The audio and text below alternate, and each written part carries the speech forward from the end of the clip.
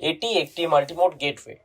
এটি পেছনের micro USB পোর্টের সাথে একটি পাওয়ার সোর্সের সাথে কানেক্ট করতে হবে।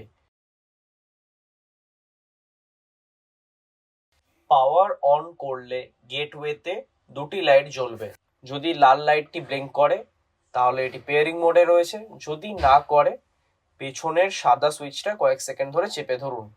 আপনার ফোনে স্মার্ট লাইফ অ্যাপটি ডান দিকে উপরের প্লাস আইকনে চাপুন আর ডিভাইস কানেক্ট করুন। গেটওয়ে আইকনে ট্যাপ করুন, তারপর 2.4 গিগাহার্টজ ওয়াইফাইতে কানেক্ট করুন। আপনার ডিভাইসটি কানেক্ট হয়ে যাবে। পেয়ারিং এর পর আপনি ডিভাইসটার নাম চেঞ্জ করতে পারেন আর চাইলে এটি যে কোনো রুমে কানেক্ট করতে পারেন।